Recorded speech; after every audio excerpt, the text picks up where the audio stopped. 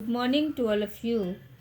Class 8th, subject Social Science, Chapter 11, Formation of Erstwhile Jammu and Kashmir State and the Dogra Rules. Dear students, आप अपनी book का page number 142 निकालेंगे। वहाँ से आज हम पढ़ेंगे lesson number 11, formation of Erstwhile Jammu and Kashmir State and the Dogra Rules। इसमें आज हम फॉर्मेशन ऑफ जे के स्टेट के बारे में पढ़ेंगे और signing of the treaty of Lahore and treaty of Amritsar 1846। The present chapter discusses the historical events of Jammu and Kashmir from the late 19th century to mid 20th century। तो ये जो chapter है, प्रेजेंट चैप्टर जो हम पढ़ रहे हैं, ये डिस्कस कर रहा है हिस्टोरिकल इवेंट्स, जम्मू और कश्मीर के historical events from the late 19th century and mid 20th century। The chapter briefly describes the formation of J&K state। तो ये जो चैप्टर है ये ब्रीफली डिस्क्राइब करता है फॉर्मेशन ऑफ किसका, जम्मू और कश्मीर स्टेट का। It further shows how owing to the geopolitical strategic location of the region, the colonial government gradually started intervening in the affairs of the state। Finally, an effort has been made to spotlight the various reforms introduced in different spheres of administration that led to the consolidation of the Dogra rule। अब हम पढ़ेंगे formation of J state. Gulab Singh was born in 1792 CE in a Dogra Rajput family of mine Kishore Singh. तो गुलाब सिंह जो था उसका जन्म 1792 में एक डोगरा राजपूत फैमिली में हुआ। Who held a jagir at Andarwa near Samba. तो जिसकी जागीर कहाँ पे थी, अंदरवा सांबा में। He join the Sikh court at Lahore and due to his bravery rose from a soldiers to Jagirdar, and finally in 1822 CE he was made the Raja of Jammu by Maharaja Ranjit Singh। तो ये 1822 में क्या हुआ था कि he was made the राजा, उसको एक राजा बनाया गया। किसका, ऑफ जम्मू। किसने बनाया था, महाराजा रंजीत सिंह ने। Maharaja Ranjit Singh was the builder of the powerful Sikh kingdom. तो महाराजा रंजीत सिंह जो थे वो बिल्डर थे किसके, सिख किंगडम के। However his death in 1839 CE gave way to political instability and the Sikh court at Lahore got engaged in a series of factional fighting।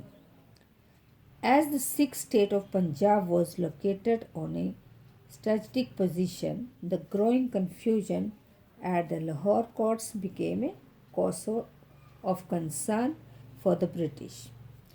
All this led to the First Anglo-Sikh War in 1846 CE, in which the East Indian Company stood victorious। तो ये जो war हुआ था तो east Indian company जो है वो जीती थी। अब हम पढ़ेंगे signing of the treaties, treaty of Lahore and treaty of Amritsar 1846। After the battle of Sobraon Anglo Sikh war February 10, 1846, Gulab Singh the then Raja of Jammu realized the dark consequence of war and facilitated negotiations between the Lahore दरबार and the British east Indian company. तो after the battle of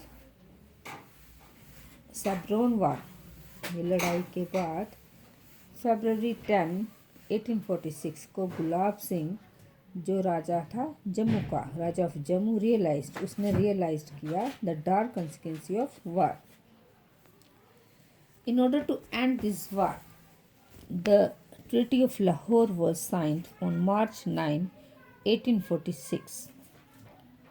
तो in order to end, इस लड़ाई को ख़त्म करने के लिए ट्रीटी ऑफ लाहौर साइन कब हुई थी? मार्च 19, 1846. It reduced the Sikh state to a British tributary. The company imposed a war indemnity of ₹1.5 crore. Being unable to pay the amount, the Lahore Darbar agreed to cede the territories between the Beans and the Indus rivers, including Kashmir Valley and Hazar, which were earlier ruled by Maharaja Ranjit Singh in 1819 CE. Meanwhile, Gulab Singh, the then Raja of Jammu, ये जो गुलाब सिंह जो राजा था जम्मू का, इन्होंने developed किया an association with the British. किसके साथ association किया इन्होंने? ब्रिटिश लोगों के साथ, अंग्रेज़ लोगों के साथ.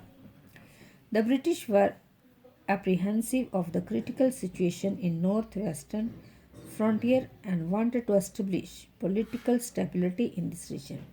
तो वो एस्टेब्लिश क्या करना चाहते थे? पॉलिटिकल स्टेबिलिटी रीजन में क्या एस्टेब्लिश करना चाहते थे? Political stability.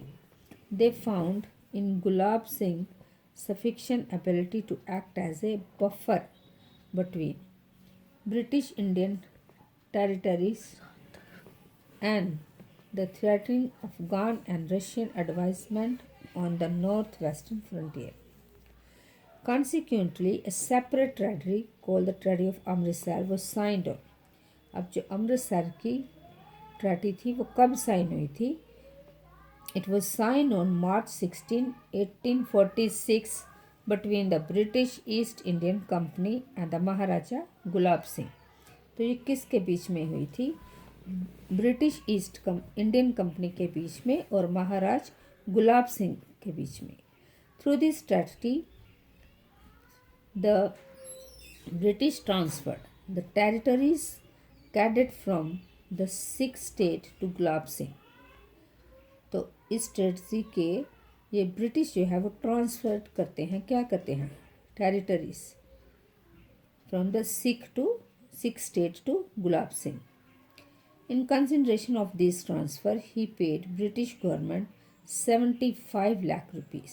उसने कितने पैसे इनको पेमेंट किए? 75 lakhs. Consequently, Maharaja Gulab Singh obtained complete control over the territories of Jammu, Kashmir, Ladakh and Baltistan. Thus, the state of Jammu and Kashmir was formed. तो इस तरह से स्टेट जो है जम्मू और कश्मीर की फॉर्म्ड हो गई थी. तो डियर स्टूडेंट्स, अभी ब्लैक बोर्ड पर मैंने होमवर्क लिखा है, तो आपका होमवर्क है when was the treaty of Amritsar was signed.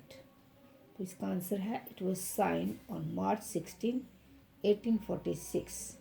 इसको आप कॉपी पे लिखना और याद करना.